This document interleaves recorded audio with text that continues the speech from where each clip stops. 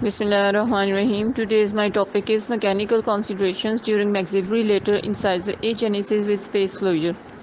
The maxillary lateral incisor is the second most common congenitally absent tooth. There are three treatment options to replace missing lateral incisors, and these are canine substitution, a single tooth implant, or a tooth supported bridge.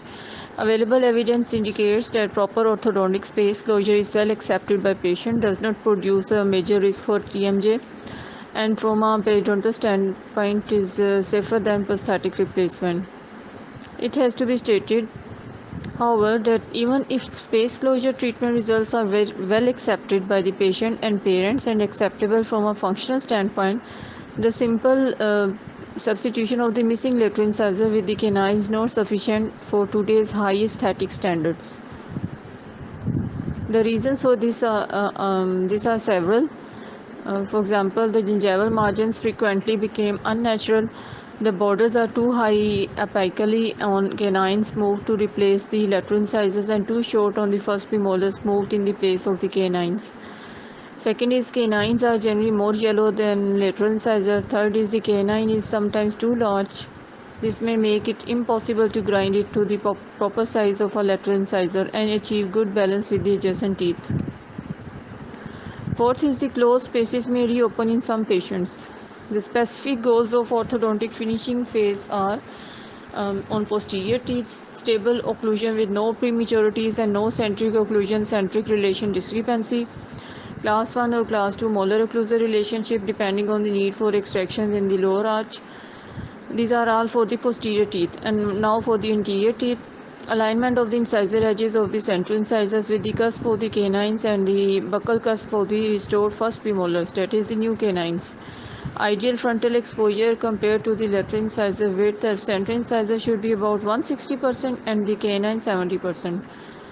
Then leveling with torque control of the upper six front teeth to achieve natural high gingival margins. The new canines, that is the first premolars, are at the same level as the central incisors, and the new lateral incisor, that is the canines, are at a lower level. Such adjustments can be made using archway bands or more easily by bonding the canine brackets higher than normal and the first premolar brackets in an incisal position. The gingival leveling is particularly important in patients who show much gingiva when smiling. Now, if we come to the steps of the space closure, these are: number one, space closure and correction of the malocclusion; number two, orthodontic finishing in the maxillary front area, that is the alignment and overjet, taking into consideration size and morphology, function and long-term stability. Then B point is leveling of the gingival margins by extrusion and grinding of the canines and intrusion of the first premolars. Then torque control of the canines and first premolars to prevent periodontal tissue complications and to allow optimal restorations. The third step is local gingivectomies in selected cases, and the fourth step is resin buildups for static, functional, and stability reasons. Number 5 is whiter bleaching for yellowish teeth, and number 6 is occlusal finishing, finer porcelain restorations, and long-term stability. Now I will discuss these 6-step clinical procedures one by one. Step 1 was space closure and correction of the malocclusion. The extraction of two premolars in the mandibular arch is sometimes necessary depending on the extent of lower arch crowding, incisor protrusion, lip posture, and expected growth pattern. Typically, a normal mandibular arch form should not be expanded and should maintain the pre-treatment shape. The maxillary archway should be coordinated with the lower ones. The space closure in the upper arch may be performed without major problems in crowded cases and in class 2 malocclusions. If the diagnosis is made in an early mixed dentition, a seed extraction strategy may sometimes be effective to shorten the treatment time stage with fixed appliances. The problem becomes more relevant when treatment must be achieved with maximum anterior courage. In such cases, conventional biomechanics are usually sufficient to close the spaces. However, moving each tooth individually is time consuming and the patient's compliance with intermaxillary elastics is essential to achieve the treatment goal in a reasonable time span. Usually space closure is made with the heat treated 16x22 SS wire using brackets of different slot sizes like O18 on the central incisor and canines and O22 on the premolars and molars. With recent technical advances, including absolute skeletal anchorage with two connected palatally inserted mini screws. A maximum anchorage problems can be overcome and all posterior teeth can be moved simultaneously forward without compliance problems. This system allows mesial movement of molars and premolars with no extra anchorage and or class T elastics.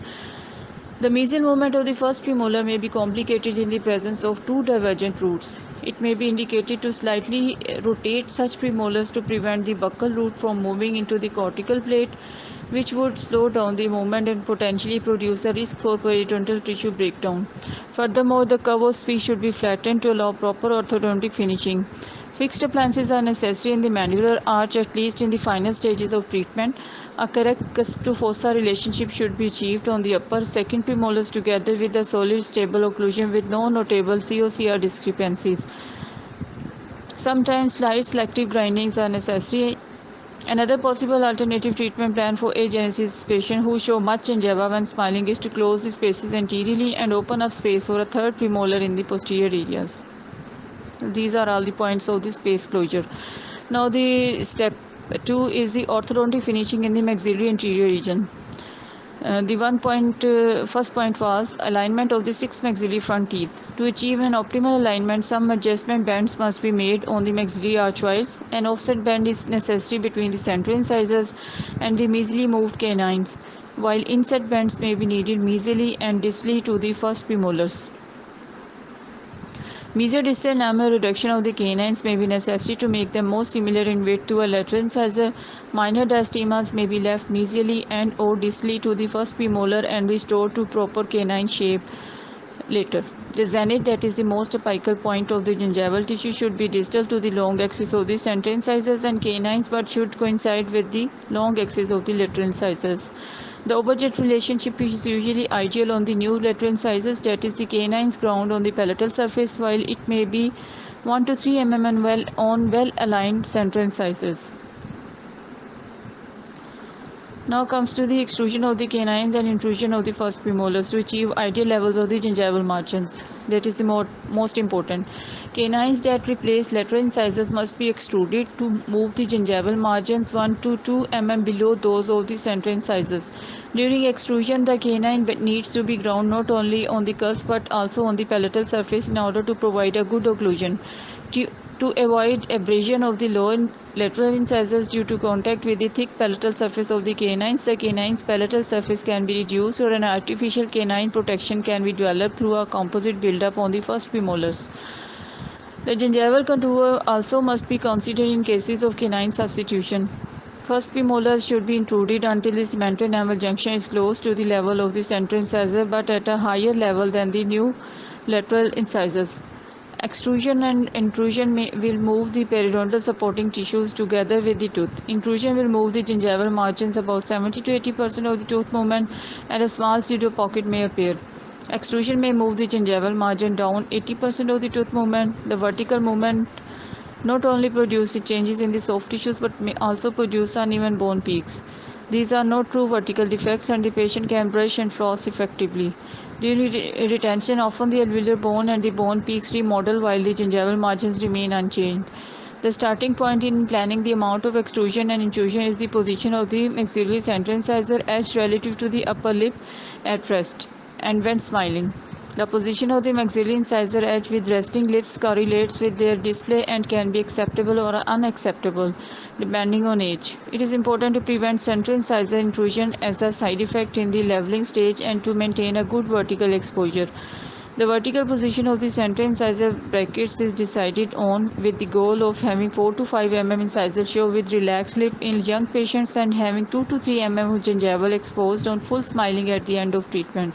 The brackets on the canine and first premolar should be positioned intentionally, high and low, respectively at the beginning of treatment in order to achieve optimal gingival levels in the first months of treatment. Now comes the torque control. The torque control of the extruded canine and intruded first premolar to prevent periodontal complications and enable correct restorations. The root of the canine is bigger than the root of the lateral incisor and it is critical to consider the thickness of the alveolar ridge and soft periodontal tissues. The risk for development of labial gingival recession is obvious, particularly in patients with a uh, periodontal biotype. In addition, when the canine is extruded with labial appliance, the root tends to move buccally. For this reason, palatal root torque should be applied at the start of the extrusion, and application of lingual root torque results in less enamel grinding near the labial CEJ, while the enamel layer is sometimes thin. This can be accomplished by using a bracket with a higher torque prescription or by placing third order bands in the archwire prior to extrusion. During intrusion of the first premolars with the labial appliances and preformed nickel titanium archwires, their crowns tend to tip buccally. This is not a problem for the roots, which will move towards the palate, but the labial crown tip may impair the smile aesthetics and produce an excessive overjet, which will create problems for the restorative dentist who is trying to restore the premolar to canine shape.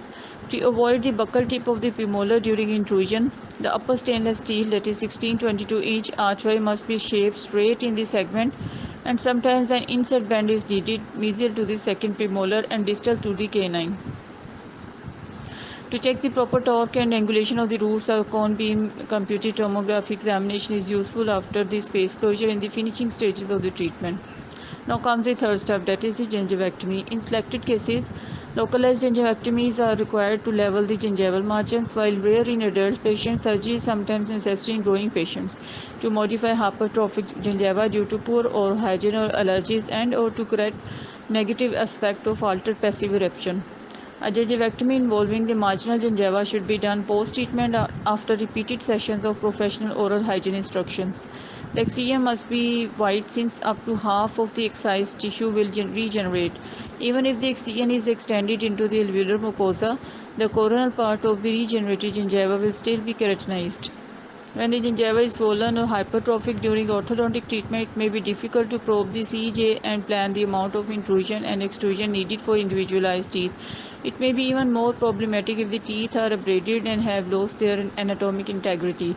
If there is altered active eruption in growing patients, that is persistence of alveolar bone and periodontal attachment coronally to the CEJ, a gingivectomy is not enough. In such instances, open flap surgery is needed during the orthodontic treatment to remodel the levels of the alveolar bone and the gingival margins. In all cases, it is very important to motivate and educate patients regarding proper oral hygiene measures before, during, and after the orthodontic treatment to maintain normal, healthy tissues. Now comes the fourth step, that is aesthetic restorations. At the end of the orthodontic treatment, the malocclusion should be corrected, the spaces closed, and the gingival margins optimally leveled due to canine extrusion and first premolar intrusion. At this point, since the final goal is to achieve an optimally aesthetic incisor exposure, restorations are necessary on the canines and the first premolars for aesthetic and functional reasons. The extruded canine, even if properly ground, often requires restoration to correct a black triangle and embrasures. The intruded first premolar must be suitably restored to resemble natural canines. A wide restoration is necessary to build up the cusp, lingual surface, and contact points. The lingual surface of the build-up may provide canine guidance, but more often participate in group function. The palatal cusp of the first premolar does not need to be grown and is sometimes covered by the restorations. The final goal is to achieve a balanced and attractive exposure of the upper front teeth. Another point is transversely 70% of the canine and 160% for the central incisors should display vertically correct periodontal levels and smile arc. For a truly satisfactory result, not only do the restoration need to be intraorally ideal, but the overall result needs to be incorporate macro aesthetic elements such as the relationship between teeth, lips, and face. A consonant smile arc is important to consider, and the parallelism between the arc formed by the maxillary teeth and the inner contour of the lower lip when the patient is smiling needs to be harmonious. In some cases, the central incisors may need to be made longer and wider to achieve an optimal smile arc. Recent studies have demonstrated that subjects with unilateral or bilateral agenesis of maxillary lateral incisors may have smaller teeth than those with normal dentition. Therefore, if the goal is to obtain a balanced ideal smile, restoration should also be considered on the central incisors. In many patients with agenesis, this is also valid for patient whom space opening is planned. Now comes the step 5, that is the bleaching. Relocated canines may be more yellow than intact central and lateral incisor. This problem can be solved relatively easily and predictably with either at home or in office whiter bleaching procedures. Nocturnal use of 10% hydrogen peroxide gel in an Essex type retainer is a preferred way of bleaching teeth in young patients when the risk of developing increased sensory is significant. Now comes the step 6, that is the occlusal finishing, final restoration and long-term stability. Proper occlusal finishing is important for long-term success, and stability is accomplished in the last months of treatment and during the first year of after the removal of the orthodontic appliance. Fundamental points are: do not expand the lower arch and keep normal treatment arch forms. Second is the long-term bonded retainer should be placed on the lower front teeth. Third is lip competence should be achieved at the end of orthodontic treatment. Consider lower premolar extraction, maxillofacial surgery to correct skeletal discrepancies, and speech therapy. Then third is there should be secure stable occlusion in the posterior areas with no COCR discrepancy. Then the group function occlusion interiorly without balancing interferences may be preferable to pure cuspid protected occlusion. Since it is common that spaces may reopen after debonding, long-term retention is mandatory in the maxillary arch. The thermoplastic retainers used for vital bleaching are not adequate for retention. A fixed bonded retainer on the maxillary front teeth is presumably the best option, as it needs no patient compliance and allows the first premolars to bear some weight in function.